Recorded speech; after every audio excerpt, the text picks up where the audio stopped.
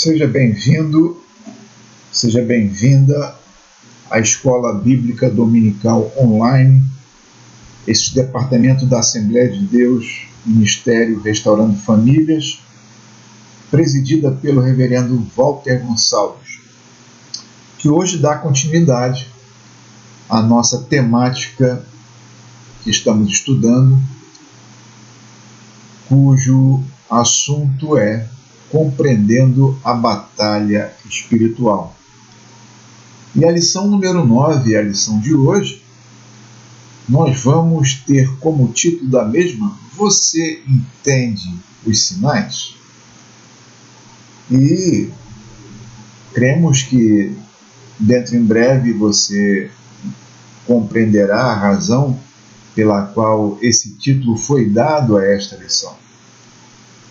A lição de hoje, ela tem como suporte, como fundamento bíblico, o texto que encontra-se no Antigo Testamento, no livro de Números, capítulo 22, versículo 33, que nós estaremos lendo na Nova Bíblia Viva, da editora Mundo Cristão, essa Bíblia em paráfrase, em linguagem mais atual, que nos traz uma história interessantíssima no livro de Números. Diz assim o texto de Números 22, 33, na Nova Bíblia Viva. A jumenta me viu 3 vezes e se desviou de mim. Se ela não se afastasse, certamente eu já o teria matado e deixado a jumenta com vida. Vamos repetir. A jumenta me viu 3 vezes e se desviou de mim. Se ela não se afastasse, certamente eu já o teria matado e deixado a jumenta com vida. O texto parece enigmático, mas ele está correlacionado exatamente à pergunta que é o título da nossa lição. Você entende os sinais? Vejamos.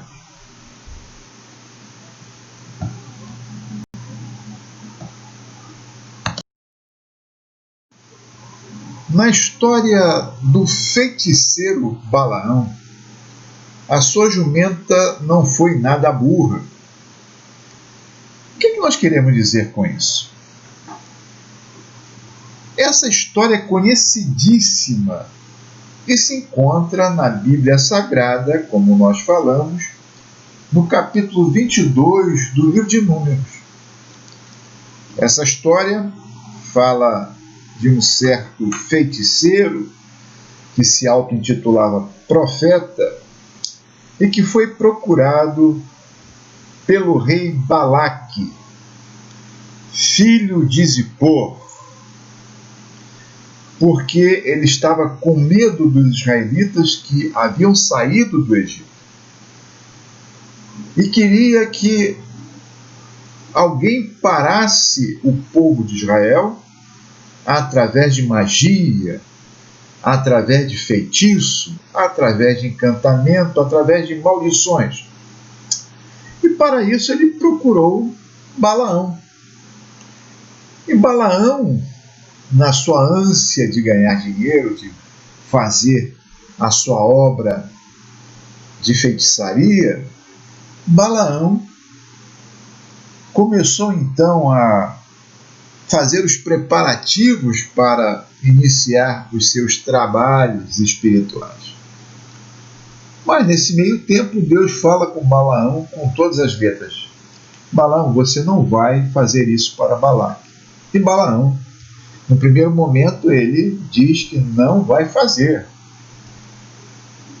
Mas Balaque insiste com Balaão porque o dinheiro que ele oferece para a sua maldição, ou seja, uma ação de propagar, de proclamar o mal em relação ao povo de Israel, para que o povo de Israel parasse e não tivesse qualquer tipo de ação ali na terra prometida, na terra dos amorreus, na terra dos moabitas, que Deus havia dado a Israel. Ele, Balaque, oferece uma grande quantia a esse feiticeiro chamado Balaão. E Balaão fica ali sem saber o que fazer. Se atendia a Deus, que já havia falado para ele para não ir, o advertiu, ou se atendia a Balaque e ganhava então a recompensa que ele estava oferecendo para amaldiçoar o povo de Israel.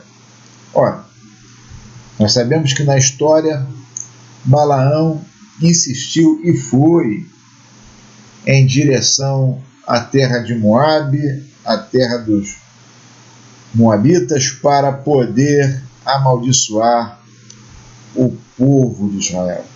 Mas nesse meio tempo, na estrada, Balaão,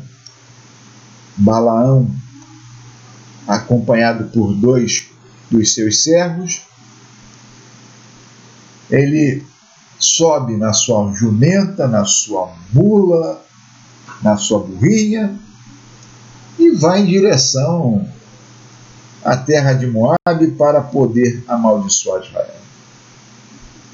Só que nesse instante, a sua jumentinha viu o anjo do Senhor e parou e se desviou, porque não era só o anjo do Senhor, era o anjo do Senhor com uma espada desembainhada que ia fazer uma espécie de execução daquele feiticeiro chamado Balaão.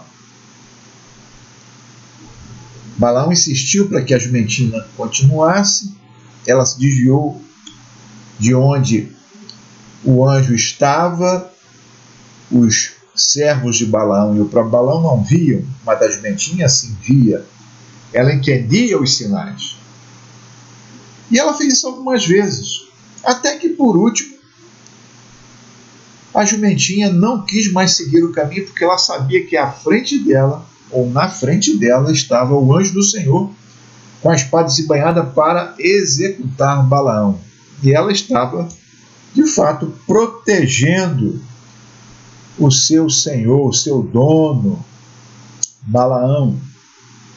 Balaão ficou muito irritado, nervoso, com raiva, começou a bater na pobre jumentinha. Até que o texto bíblico diz que Deus abriu os lábios, a boca, a capacidade de falar da jumenta, e ela começou a dizer para Balaão que ela não era burra, que ela estava vendo o anjo do Senhor. Ele não via. Os servos não viam, mas ela estava vendo. Ela entendia os sinais. E ela disse o seguinte para Balaão: Balaão, eu sou sua jumenta há muito tempo. Eu não ajo assim. Meu comportamento não é tão teimoso ou tão desobediente. Pelo contrário, todas as vezes que você me pede para carregá-lo, eu faço de boa vontade. Mas hoje você não está vendo que ali na frente tem um anjo da parte de Deus com a espada desembainhada, e você está desobedecendo a Deus, e por conta disso esse anjo vai te matar. Por isso que eu me desviei dele. E no versículo 33 o anjo fala exatamente isso. A jumentinha se desviou do anjo 3 vezes. E Balaão ficou estupefado quando viu o anjo. A jumentinha não era burra, ela preservou a vida do seu senhor Balaão.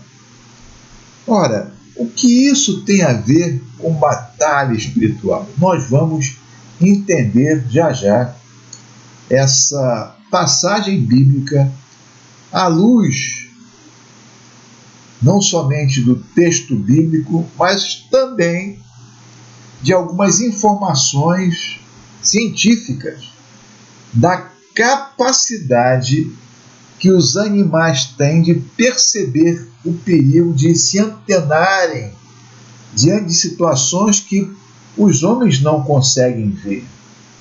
Diante de um mundo tão sutil, diante de um mundo tão difícil de abraçar, compreender e discernir, os animais tem essa possibilidade. Foi isso que a jumentinha demonstrou para Balaão e para os servos de Balaão, que ela tinha capacidade de perceber o perigo. Mas para que nós possamos entender melhor essa história, vamos ver alguns dados científicos que corroboram essa visão bíblica que parece uma história fantástica, mas que de fato revela a capacidade dos animais em perceber o perigo e se desviar dele.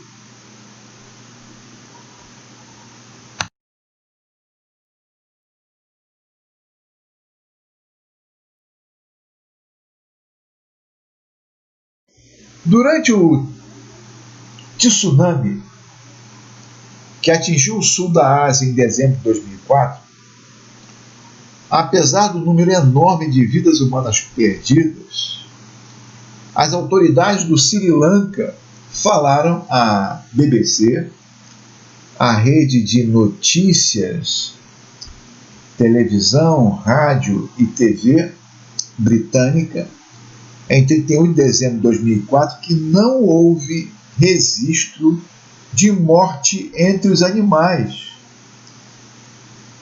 O Parque Nacional de Yala, lá na Sri Lanka, abriga muitos elefantes e tantos outros, como está aí na foto. E eles não morreram. Antes que as águas do grande tsunami invadissem vários países do sul da Ásia, como Tailândia, Indonésia, etc., o próprio Sri Lanka, esses animais, com antecedência, elefantes, pássaros, tantos outros, correram em direção às montanhas. E ninguém sabia, naquele momento, explicar o porquê.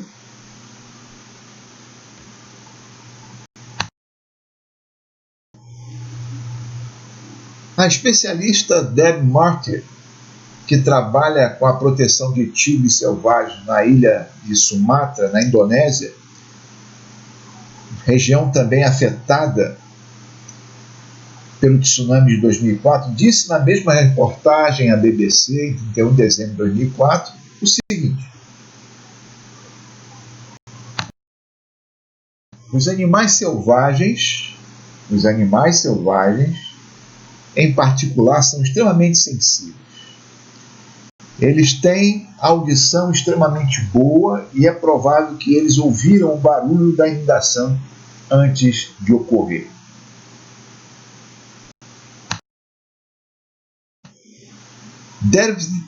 Deve ter havido, segundo Deb, vibração e pode ter havido também mudanças de pressão do ar que alertaram os animais e fizeram com que eles fossem para outros lugares onde se sentiram mais seguros.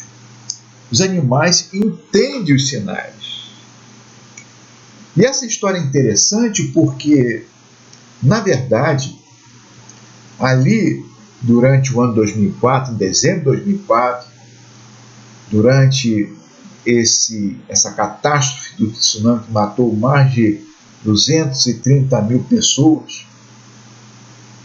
um cientista que trabalhava também com animais, ele era um biólogo, quando ele percebeu os animais correndo em direção à montanha, ele também acompanhou os animais. Ele ficou assim espantado, porque quando ele chegou lá no alto da montanha, sem entender muito bem, ele viu predadores quietos, bem quietinhos, do lado dos animais que normalmente eles estariam caçando, como por exemplo um tigre tendo ao seu lado um pássaro, sem atacá-lo, simplesmente ali numa expectativa.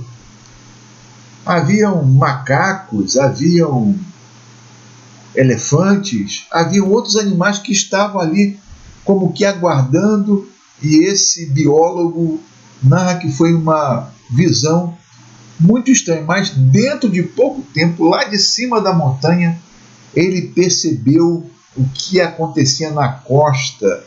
Isso foi na Tailândia.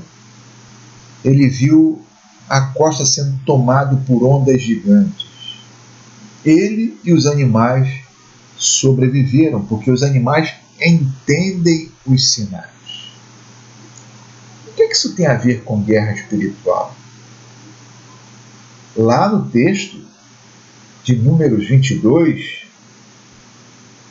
na narrativa em que a jumentinha de Balaão se desvia do anjo, dá um suporte bíblico a essa capacidade que os animais têm de enxergarem, de perceberem, de serem sensíveis ao mundo espiritual. Mas olha só que interessante essa experiência que nós narraremos, feita por um psicólogo escocês que trabalhou algum tempo também nos Estados Unidos, cujo nome era Robert Morris. Vamos ver.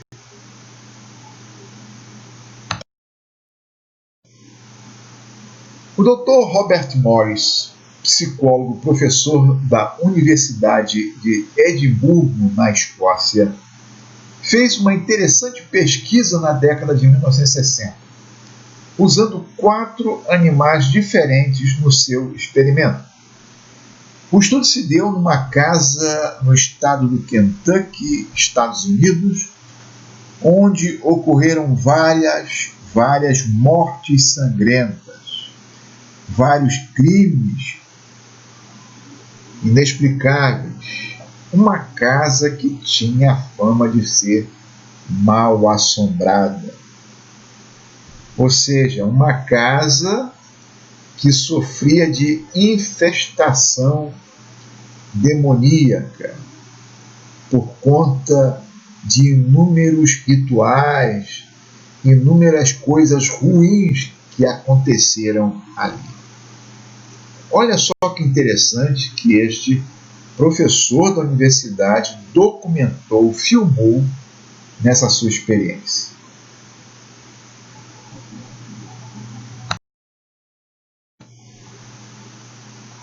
O experimento consistiu em entrar de forma separada no cômodo onde ocorreram os crimes, com um cão, um gato, uma serpente cascavel e um ratinho. O estudo foi todo filmado. E vejam o que aconteceu.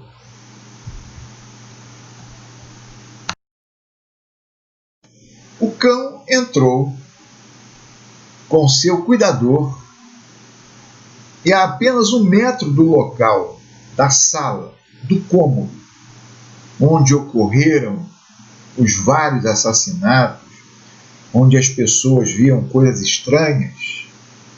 O cão eriçou o seu pelo, grunhiu e saiu correndo daquela sala, negando-se a entrar novamente ali.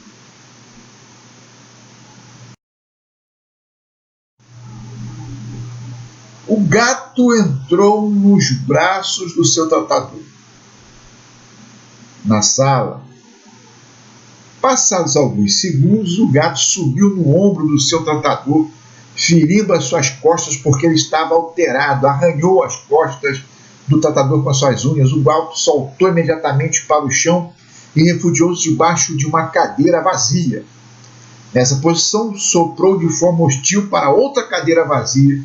Durante vários minutos, apavorado estava o gato. Passado algum tempo, retiraram o gato do quarto e ele estava extremamente amedrontado, arredio e raivoso, grunhindo em direção a um determinado local daquela sala.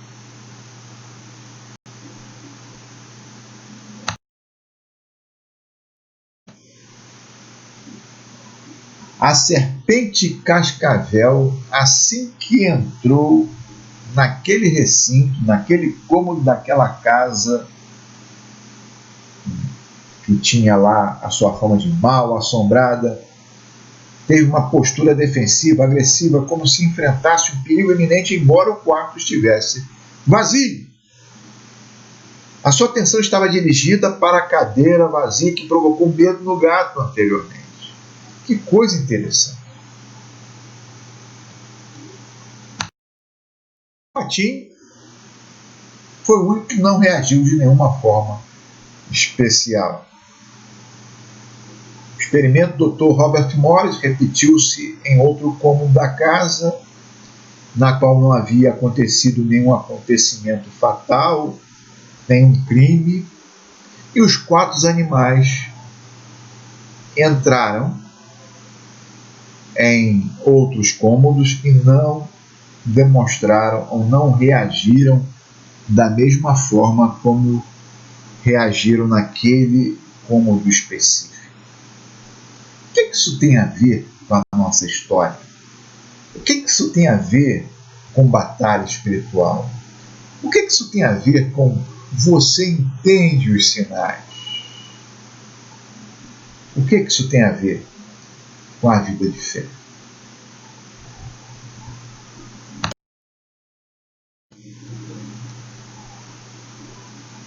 Por que contamos todas estas histórias sobre a percepção aguçada dos animais? Primeiro, para entender um pouco o que deve ter ocorrido na história de Balaão e a sua jumenta. Porque nós temos alguns estudiosos céticos que tentam explicar essa história de Números 22 como tendo sido apenas uma espécie de metáfora, alegoria, algo simbólico, e não uma narrativa de fato do que ocorreu com os moabitas e os israelitas quando estes estavam a caminho da terra prometida. Há aqueles que supervalorizam também a questão espiritual. Nós estamos entre 2 escolas que tentam, de fato, diminuir a experiência bíblica e esvaziar o entendimento necessário que nós devemos ter na batalha espiritual. Balaão, cego que estava pela sua ambição, não conseguiu ver o anjo, não conseguiu perceber os sinais. Aquela sua jumentinha, que era sempre um animal dócil, tranquilo, estava tendo um comportamento diferenciado. Assim como os animais lá durante o tsunami em 2004 e os animais que o Dr. Robert Morris usou na sua experiência na dita casa mal assombrada.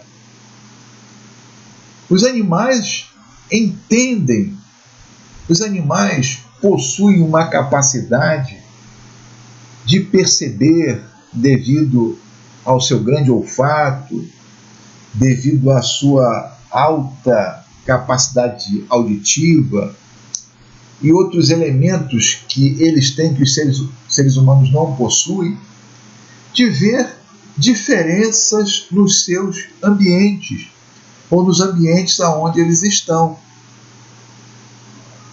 E por mais que nós não queiramos, é preciso entender esses sinais e discerni-los.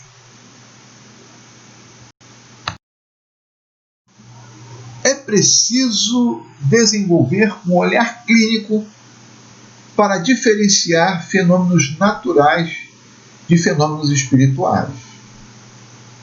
Ora, se um cãozinho ou qualquer outro animal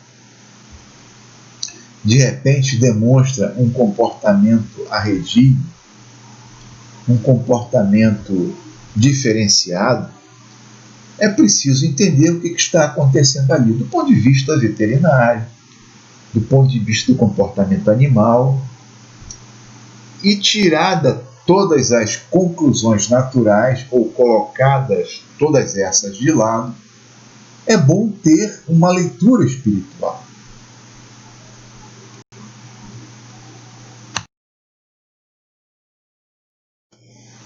Por que nós queremos fazer esta leitura espiritual para poder entender os sinais?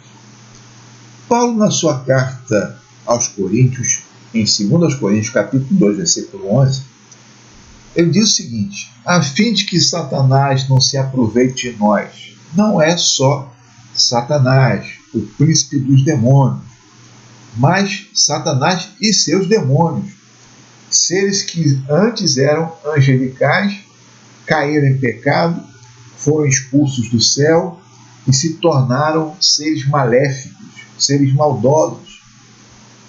Paulo afirma que ele, Paulo, conhecia muito bem os planos do inimigo, de Satanás e seus demônios. Por isso que a pessoa precisa ter um olhar clínico, um discernimento, uma percepção, entender os sinais.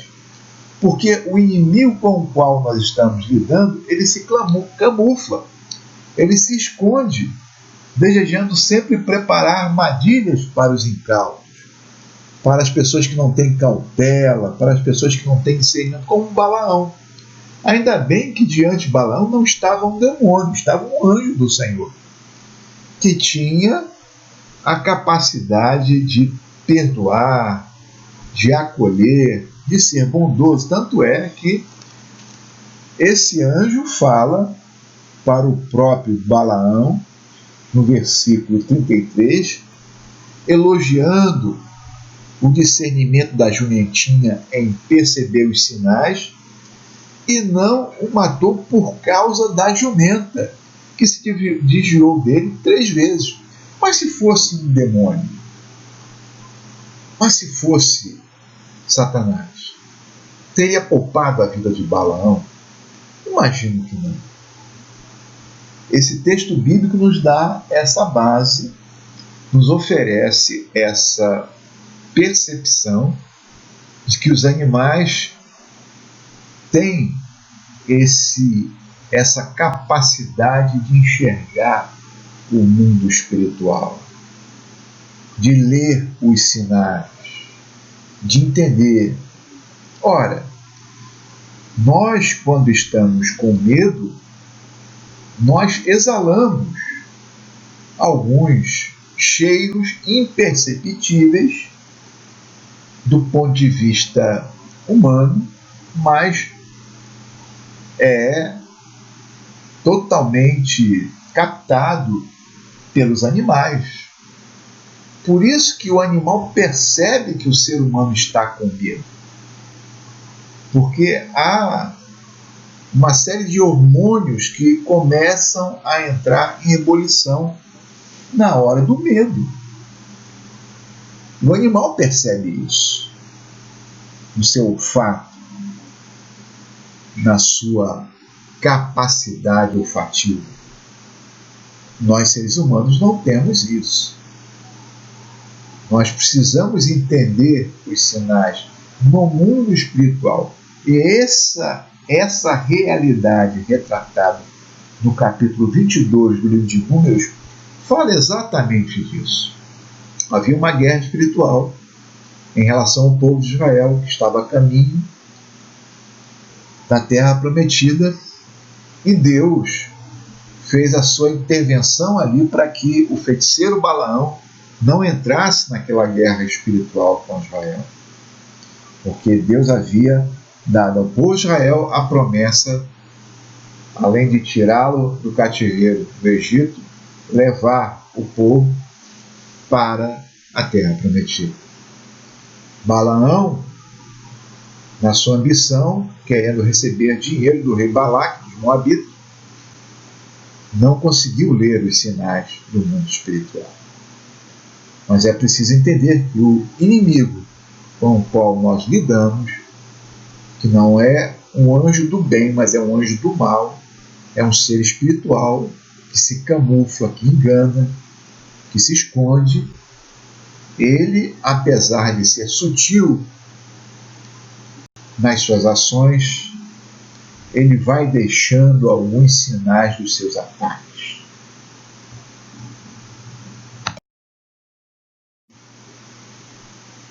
Nós precisamos, em terceiro lugar,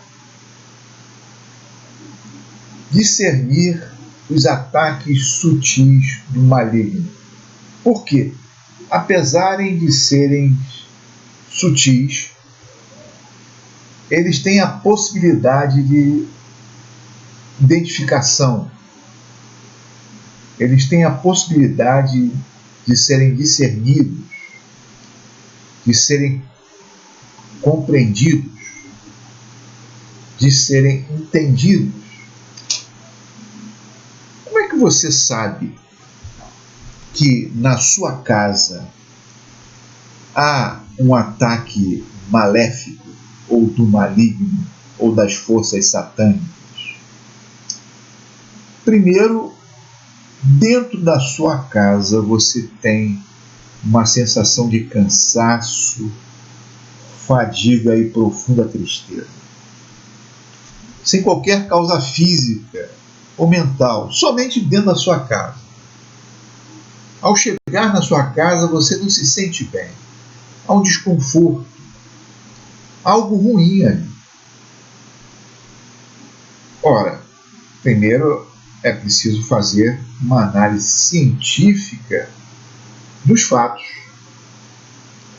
É preciso fazer um exame físico para ver se de repente você não tem qualquer tipo de deficiência orgânica, né? Algum tipo de anemia, algum tipo de fadiga natural, algum tipo de depressão, algum tipo de tristeza emocional. Se não há uma causa palpável, concreta, um evento de fato, uma perda de um ente querido, uma perda de emprego, um acidente sofrido, alguma coisa que possa constatar essa sensação de tristeza profunda, fadiga e cansaço. Para que você possa discernir um pouco melhor se essa sensação ela cessa quando você sai da sua casa e a sua saúde física e mental estão ok, é preciso entender isso como um sinal. Algo está fugindo da circunscrição do natural. Esse é um primeiro sinal. Vamos ao segundo.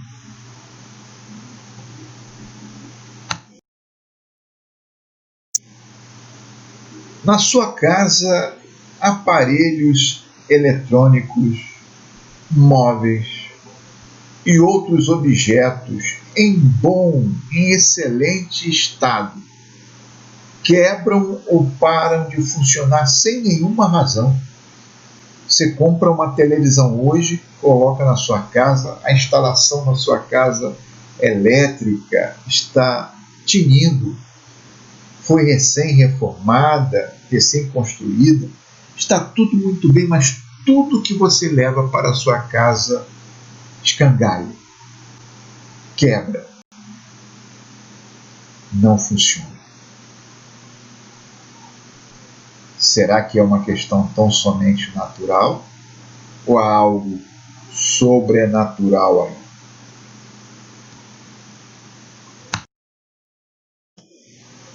Terceiro sinal. As pessoas que moram na sua casa brigam pelas coisas mais banais e sem motivo algum. Você não consegue explicar as brigas, os choques, os conflitos que surgem no seu lar. Não é uma questão de ego, não é uma questão de comportamento ou de caráter, não é uma questão psicológica ou emocional, não é uma questão de habilidade social.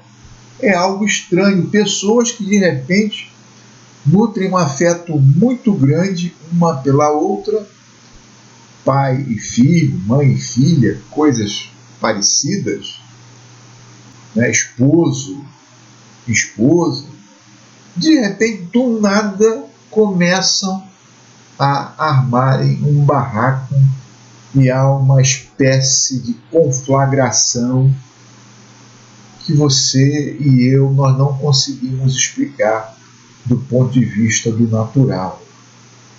Sinal, sinal. Vamos ao quarto.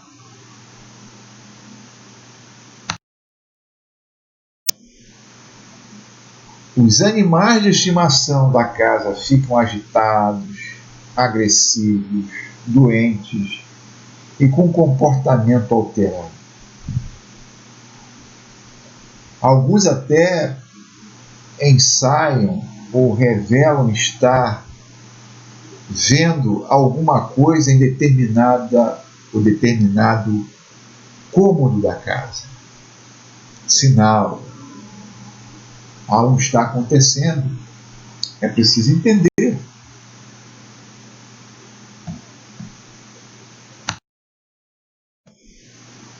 Quinto, sinal. A casa, por mais que seja limpa, higienizada e com todo o seu lixo retirado todos os dias, sempre vive repleta de insetos como moscas, baratas, etc. Você não sabe o que fazer. Aparece mosca sem que haja nenhum tipo de sujeira. Você limpa, compra desinfetante, aromatizante, se esmera na higiene do seu lar, mas parece que algo podre está ali, algo nojento está ali. O que será? Sinal. Você entende os sinais? Sexto, as lâmpadas da casa queimam com frequência. Apesar da instalação elétrica, como nós falamos em relação aos aparelhos, ser excelente. As comidas estragam. Você prepara uma comida, em 5 minutos ela vira comida podre. Os canos vazam e geram umidade. A casa parece que há algo desconfortável dentro dela. Sinal, sinal. Você entende os sinais?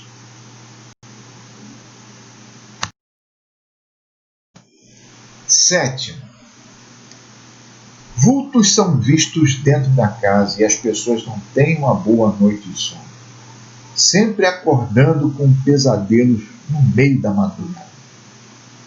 O que está acontecendo?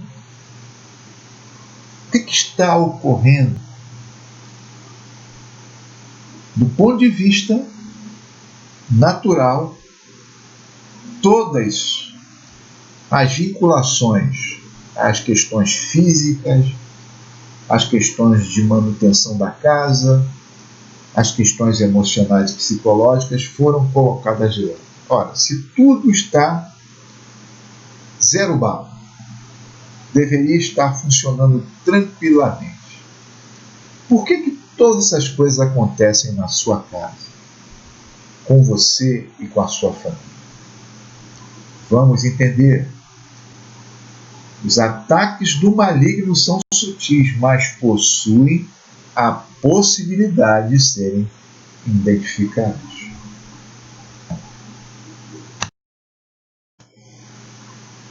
Esse livro de um pastor batista, o pastor Russell Moore, A Família em Meio à Tormenta, como a cruz redefine o lar.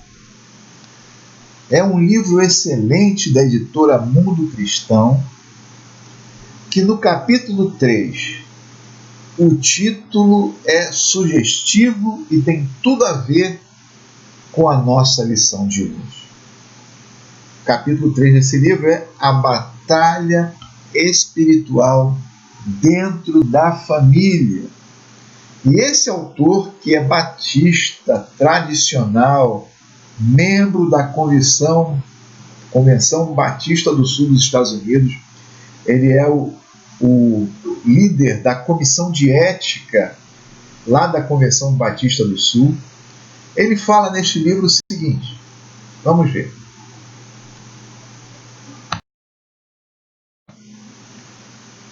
Entretanto, até no mais cosmopolita dos lugares, boa parte do que faz você ser você se origina de todo tipo de conexão familiar, e somente algumas delas lhe são conscientes a qualquer momento. A maneira como você acolhe determinados temas, o modo como você se comporta em relação a determinadas atitudes, uma série de ações que os seres humanos têm na sua singularidade, que fazem você ser você, tem origem, como o professor e autor Russell Moore nos fala, na nossa conexão familiar. Mas a grande parte dela não nos é consciente. Muitas são conscientes, mas outras passam desapercebidas. O que o Dr. Moore quer falar com isso? Vamos ver.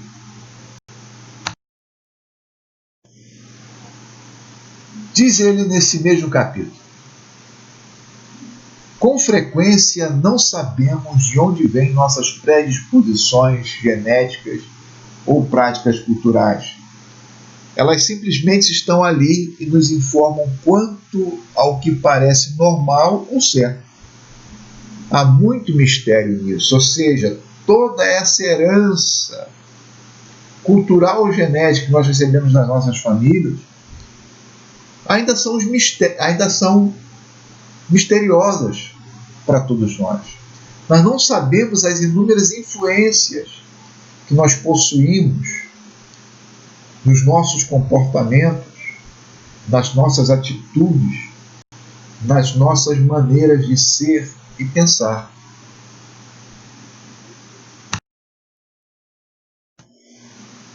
O Dr. Moore ainda fala: o modo como a experiência familiar ainda molda quem são pode ser desorientador ou mesmo aterrorizante. O modo como a experiência familiar ainda molda quem são. Quem são o quê? Nós, os seres humanos. E essas experiências podem nos tornar desorientados ou podem mesmo nos aterrorizar. Continua o Dr. Moore.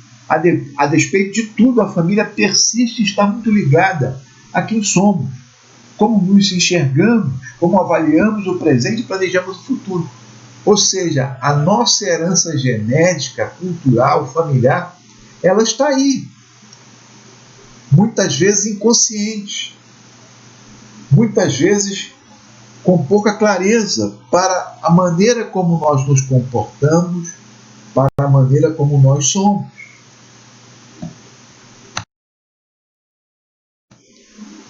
O que isso tem a ver com a nossa temática sobre entender os sinais?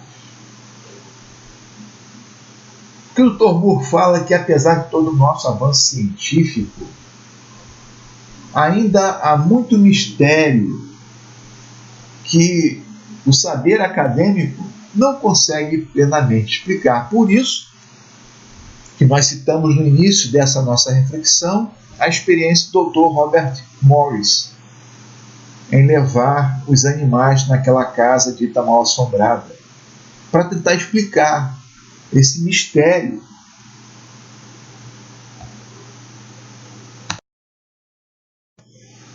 Ora, diz o Dr. Moore, lá no texto do capítulo 3 do seu livro A Família em Meia Tormenta, como a cruz redefine o lar. Ele fala tacitamente que o Evangelho não se esquiva de falar sobre essas realidades misteriosas. falar desses muitos sinais.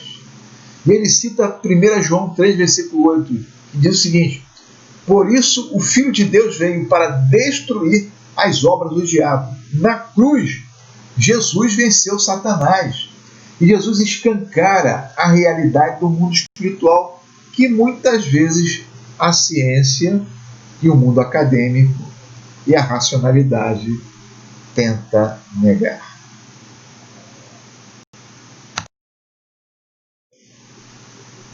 Para isso, o autor começa a esclarecer que toda a família humana carrega o peso da queda dos nossos primeiros pais.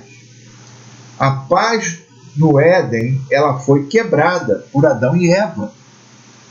E hoje, nós, enquanto membros da família adâmica, vivenciamos ainda a quebra dessa paz, que só pode ser restaurada se nos escondermos, se abraçarmos, se aceitarmos o sacrifício de Cristo na cruz do Calvário.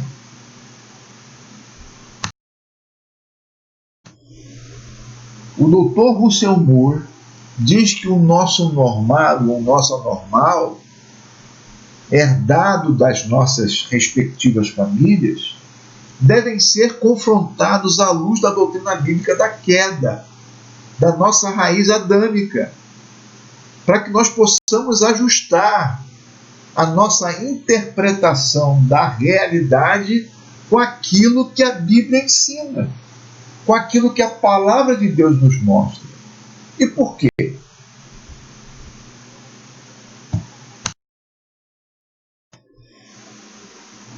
Porque ainda hoje é intenção de Deus restabelecer a harmonia que a primeira família vivenciava no paraíso. Mas, contudo, todavia, entretanto, há muita oposição dos inimigos de Deus, de Satanás e seus demônios, em manter a família na continuação e nas consequências da queda, da desordem causada pelo pecado de Adão e Eva. Para isso, nós precisamos ajustar a nossa vida na comunhão com Deus, naquilo que Deus ensina através da Bíblia Sagrada, colocar a nossa família debaixo da cruz de Cristo e pedir a proteção do Espírito Santo do Senhor.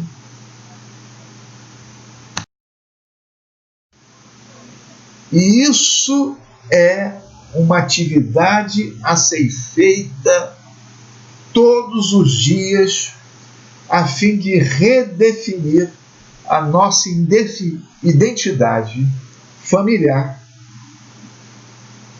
adâmica, para vinculá-la à nossa identidade familiar como filhos de Deus, através de Cristo Jesus, nosso Senhor, como diz a Bíblia no Evangelho segundo João, no capítulo de número 3, no versículo 16, que diz que Deus amou o mundo de tal maneira que deu o seu Filho unigênito para que todo aquele que nele crê não pereça, mas tenha a vida eterna. E como assim? Aquele que aceita Jesus como Senhor e Salvador, ele não só deixa de ser simplesmente um filho de Adão, mas ele passa a ser membro da família de Deus. Porque no texto bíblico diz, aqui no Evangelho segundo João, que todo aquele que crê em Jesus Cristo, Deus lhe deu o poder, o direito, a autoridade de ser feito filho de Deus, de ser membro da família de Deus. E a partir do ser membro da família de Deus, Dr. Russell Moore diz que nós precisamos reconfigurar a nossa identidade. Quando nós fazemos a oração do Pai Nosso e dizemos que Deus é nosso Pai, nós precisamos andar em conformidade, de forma correta, reconfigurando nosso sentido de vida e demonstrando de fato que nós temos um vínculo com Deus, Pai, através do seu Filho Jesus Cristo, e recebemos o Espírito Santo na nossa vida para nos conduzir em santidade e nos proteger das ações do maligno. Caso contrário, se nós não redefinirmos a nossa identidade adâmica caída e continuarmos no nosso processo de afastamento de Deus, o inimigo toma espaço e vai invadindo o nosso lar, e vai invadindo a nossa casa, demonstrando de fato, através dos sinais que nós falamos, que ele está tomando a vida dos membros dessa família.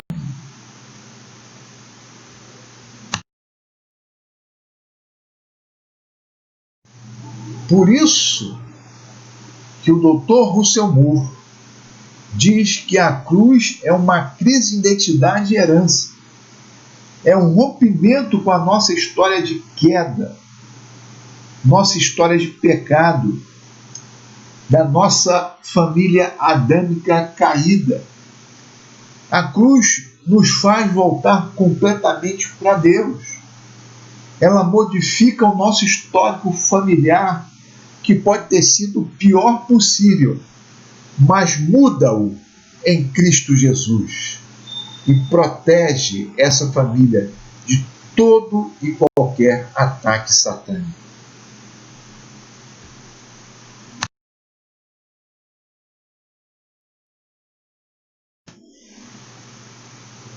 A cruz, segundo Russell Moore, nos leva a desaprender antigos padrões e modelos que nós carregamos ao longo da nossa vida e nos faz abraçar uma nova vida, capaz de vencer todas as armadilhas do maligno.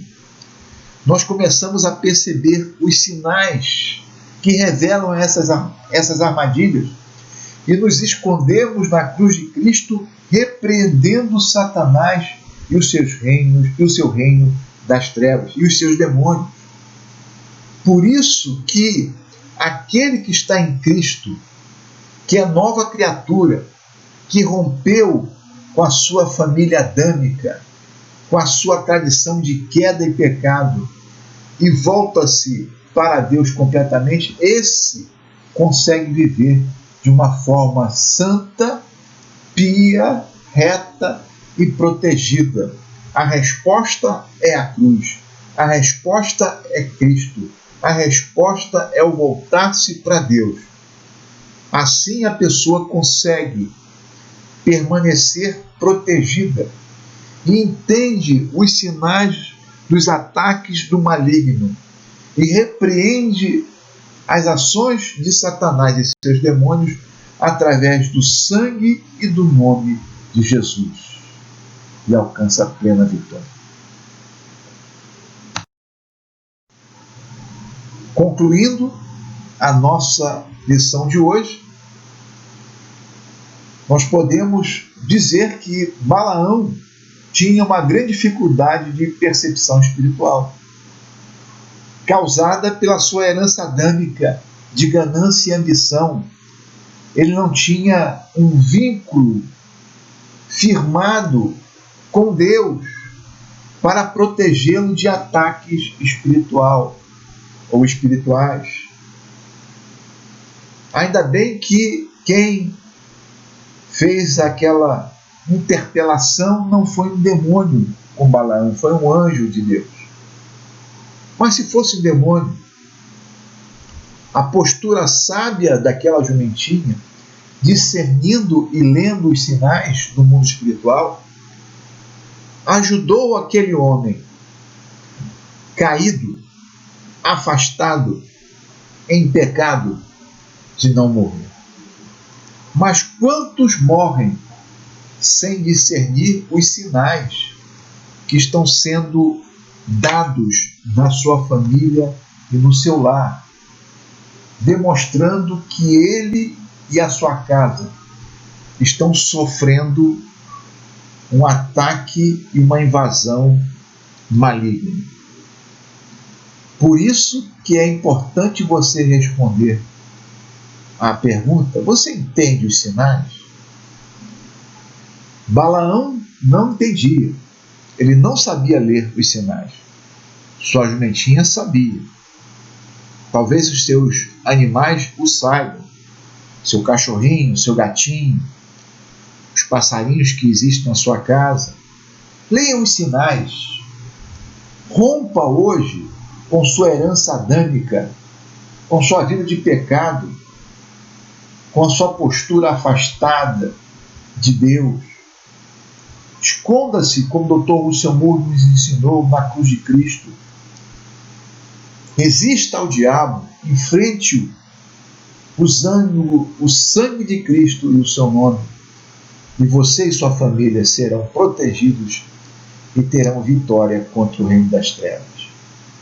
Que Deus possa abençoar você e sua família rica e abundantemente. E não seja como Balaão, mas aprenda com a sua jumentinha que os sinais do mundo espiritual precisam ser discernidos para que a morte não invada você e a sua família. Deus te abençoe, rica e abundantemente. Amém.